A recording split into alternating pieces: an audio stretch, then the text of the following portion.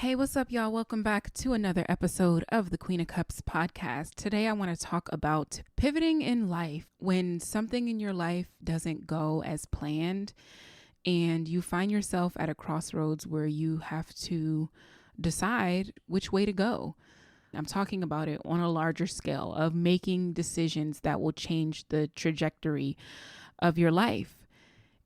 First, when I think about why we pivot, a lot of it has to do with survival, right? We're trying to figure out the next best move for ourselves so that we can maintain a level of happiness, so that we can make more money, so that we can prove something to ourselves, and then sometimes so that we can simply explore other options.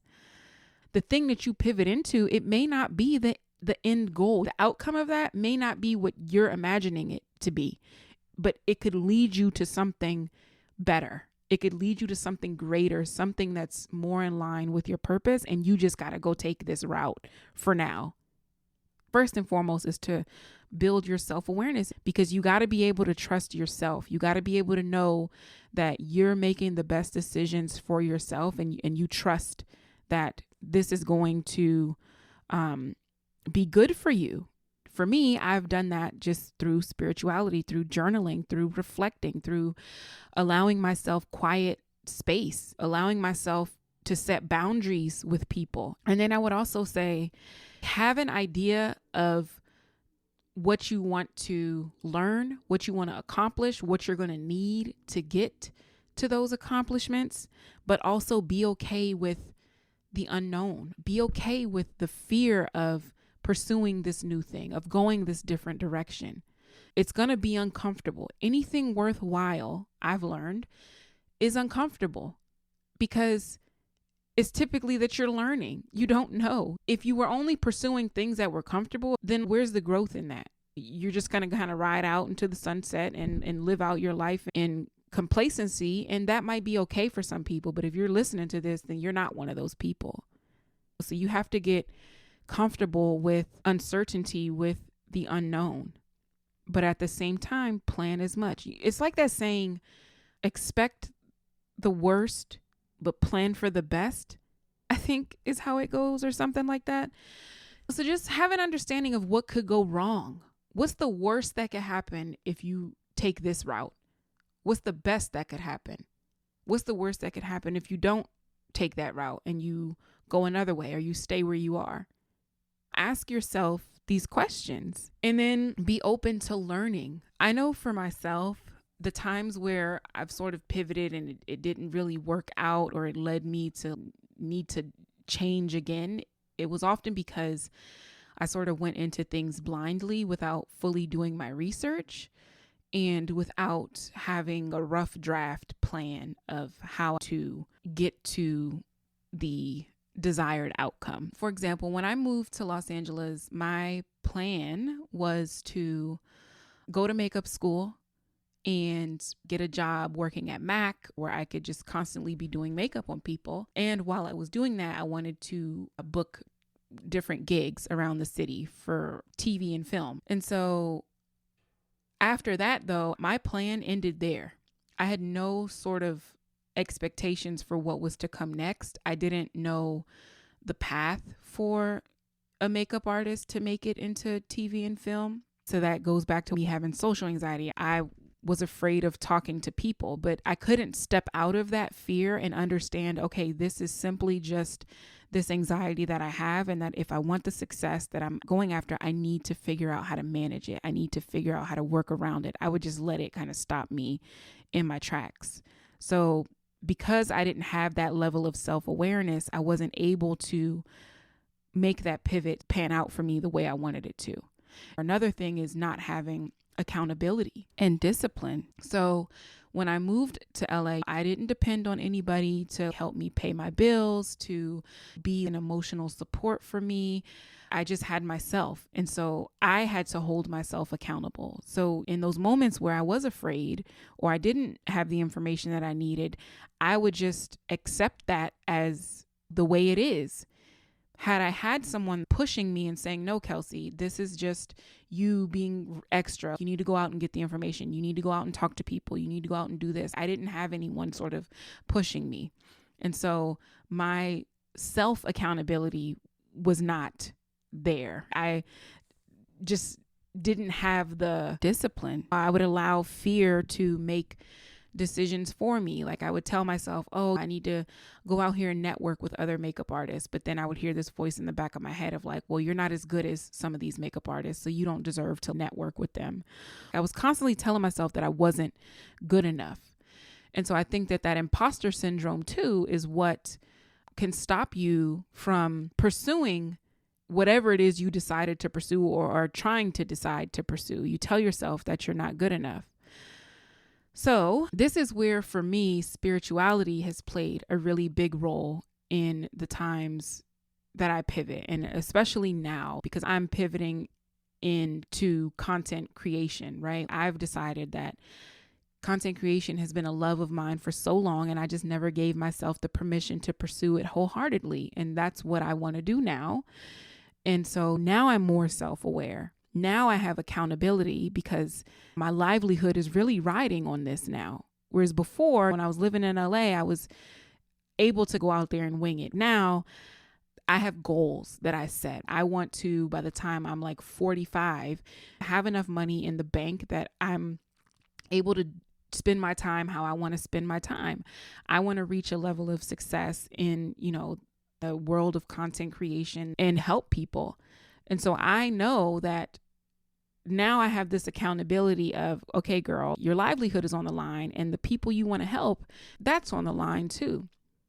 Because it means something to me when I can impact somebody's life. And so if I'm not moving towards that and taking opportunities that allow me to do that, then I'm going back to my old ways of not seeing things through, of allowing fear to stop me from what I really, want to do. So I now have that accountability, but I wasn't able to get that until I grew my self-awareness. And so self-awareness is something that I'm going to constantly be talking about because I really feel like it is the foundation of everything we do that leads to happiness and success.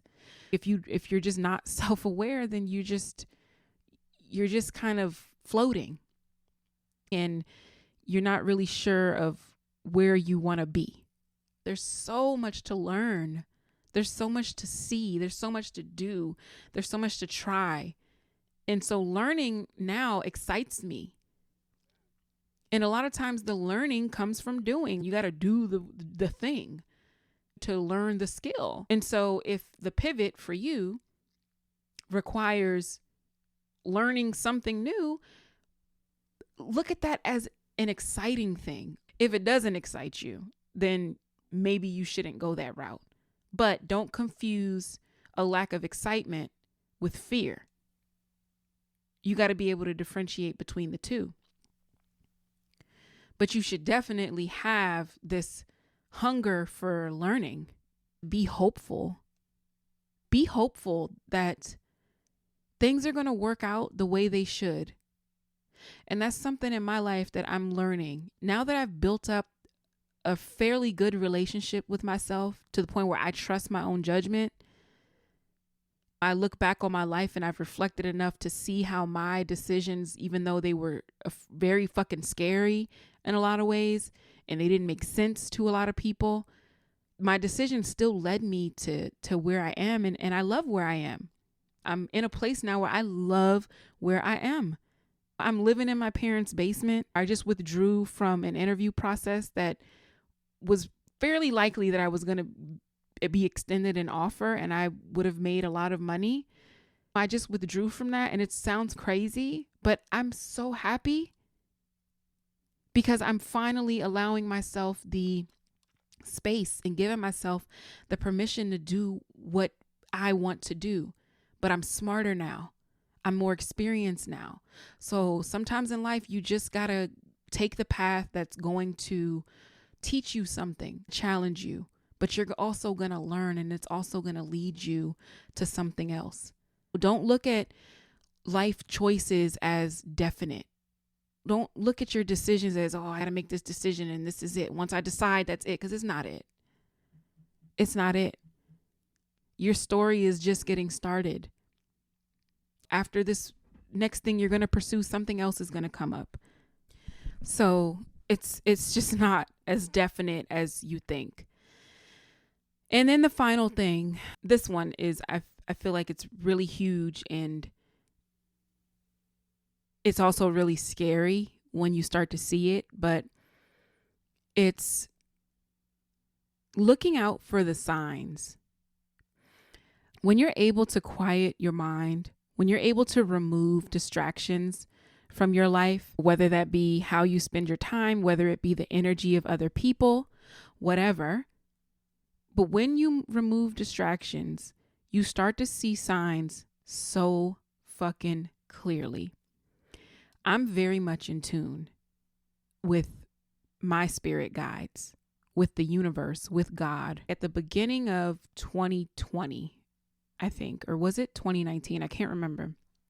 But for a while now, I would constantly see the numbers 7-Eleven.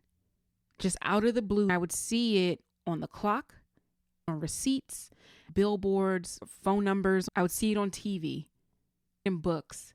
I would hear it in songs. It was everywhere. When I finally noticed it, I was like, what is going on here? Why am I constantly seeing these numbers? I don't know much about numerology, but I looked up 7-Eleven, and I remember it saying the number 1 is a new beginning or something. And then I forget what 7s or 4, but I had decided that it was messages from a higher power, messages from the world, from God, from my spirit guides, telling me, hey, take notice. This has to be some sort of way to get my attention, to get me to focus on what really matters, to get me to see that, hey, there is some other power out here that is trying to guide me in a better direction, and I need to start paying attention. So if you're seeing, people call them angel numbers, if you're seeing these numbers over and over, pay attention. Why do you think you're seeing them? When I really started to question, and I would think, okay, when am I seeing these numbers? What am I doing the moment I see these numbers pop up? What am I looking at when I see them? What's the message? What do I hear? What am I eating? What does it taste like? Does it make me think of anything else? I started to dig deep when I saw these numbers. And for me, what kept coming back was this thought of, my current situation wasn't working out and I needed to get out. I needed to get out of it. So this was the time that the pandemic, I believe, had just started. And I was trying to decide, is it time for me to leave LA and go be with my family? I was in a relationship that wasn't quite working out. And I was like, man, is this the guy for me, or do I need to leave this? What is going on? I was wrecking my brain for answers, but simultaneously seeing these numbers over and over. And I was like, shit, man, I don't know what these numbers are trying to tell me. So I would pray about it. Please, if there is something I'm supposed to take away from these numbers, please help me, because I do not understand. I don't know what the message is. And the numbers did not let up, y'all. When I prayed about it, I started seeing them more. And then I was like, let me just trust. Let me trust that I have the knowledge and the power that I need to make the best decision for myself. And I decided to come home. I decided to move home. I decided to leave that relationship. And I decided to put myself first. I don't know if that's the message that 7-Eleven and 11-11 wanted me to see, but I'm telling you guys, ever since I made that decision, now I'm back home. Yeah, I'm back home with my parents. I'm in my parents' basement. Like I said, I'm happy. But to other people, it may look like I'm a bum. It could look that way, but I feel like for once in my life, I'm being divinely guided, and I'm connected to the divine. I'm on the divine path, and nothing is going to sway me or get me to think any differently. Right? I've pivoted, and my pivot may not make sense to people, but it makes sense to me. And the only reason it makes sense to me is because I'm listening to what's inside. I'm listening to the higher powers that are telling me, that are giving me these messages, that are giving me these signals. Every single time I pray now, I pray with intention. right? So I'm not just out here praying for something to come save me from a situation or whatever. I'm praying for guidance, for clarity. This is what I'm praying for. And I'm not making this up, y'all. I'm getting goosebumps just thinking about it. But now that I feel as if I'm more connected to the messages that are around me, I'm noticing the messages. I feel happier. I feel so much weight has been lifted off my shoulders. I wake up every day excited about my life, excited about what I'm going to learn, excited to spend time with my family. And I feel it's because I didn't ignore those messages. Those messages prompted me to go within. I was at a crossroads. My crossroads was, am I going to pursue content creation wholeheartedly? Because that's what's in my heart. Ever since I made that makeup channel on YouTube in 2009, it's been on my heart to do content creation. I remember when I was like 15, back when the internet was dial up and you had to wait. Like all of you, who remembers that? I would get online and go in those little chat rooms and chat with people and connect with people. I'm so connected to the internet and finding communities on the internet, but I haven't allowed myself the permission to pursue that. I thought when I moved to LA, I needed to be out there doing makeup because that's what I was doing on YouTube, and I figured that would translate into the physical world. Didn't find my happiness there. Got my esthetician degree, thought that I would find that. Didn't work out there, right? Went back to school for my user experience design degree. I just turned down this UX position. However, the thing that, and this is what I mean by being divinely guided, I look back on, okay, I just spent a year and some months in that UX design program, but I'm not pursuing it. But guess what I took away from that? Guess what I took away from that degree? For anyone who doesn't understand what user experience design is, in a nutshell, it's designing digital experiences. Have you ever been on a website and you're like, I can't get to where I need to be? Where is what I'm looking for? That flow, that's UX design, but it's deeper than that. UX designers have to understand the user. They advocate for the user. It's understanding people and how they think and their behaviors and why they do the things that they do and how technology can make it easier. I pursued that because I love understanding people. Every time I go out, I'm constantly observing people. I just have this fascination with people, but at the same time, I have this social anxiety, in which for me, this social anxiety can come from so many things. But I'm coming into this space now where I'm like, okay, but maybe I don't make connections in the physical world that well, but I do online. I have so many people I'm connected to online through Instagram, and I've made those connections simply by creating content, right? And my content, people tell me, and I can tell surely by the numbers, that my content is good. I'm speaking about my Kelsey's Crystals content, the reels that I've been making. Reels have been the thing that I've been trying to like really master. And that's what UX design has offered me. It's offered me these tools to understand people. Mix that with, I'm already a very empathetic person. I'm already a very observant person. I already have these natural skills that just align with UX design and content creation.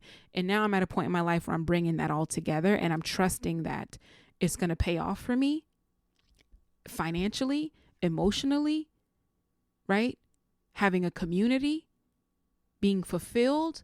And so I'm saying all this to say that you got to be open to the signs. Like the connections I just made for you guys, I would have never been able to connect all those dots had I not been like open to the messages the universe was showing me.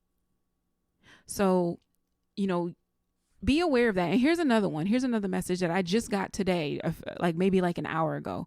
So like I said, I've been connecting with a lot of people online. One of my customers, she DM'd me, and we've just been chatting about life, about all different types of things. And I saw on her profile that she works out a lot and she lifts weights, and that's what I want. My next thing is working on my body. Because I've worked on my relationship with myself, I'm now starting to understand how mind, body, and soul is all connected. I can't say that I'm right spiritually when my body is suffering, when I'm not treating my body the way I need to, when I'm feeding myself things that are harmful to my body. So I have to take care of my body in order to make sure that spiritually I'm in alignment with my divine path. And so this conversation I was having with her, I asked her, I was like, I see you're really into working out. Like, any tips for how to stay consistent, how to stay motivated? And so she gave me a bunch of information and resources, but at the very end of her message, she told me, don't be so hard on yourself, because at the end of the day, we're in it for the long term, right? Very simple message, makes a lot of sense. But when she said long term, it brought up the fact that for the past week, I have been drowning myself in Gary Vaynerchuk content. Gary Vaynerchuk, if you don't know who he is, he's this huge entrepreneur, right? Right now, I'm only aware of the talks that he gives all over the world, but he talks a lot about the importance of putting yourself on social media, creating content, the importance of finding happiness, and how social media can help you do that if you allow it. And something that he is always saying is you got to play for the long term. To me, that's a divine message. Something so simple, but I connected those dots and said, okay, wait a minute.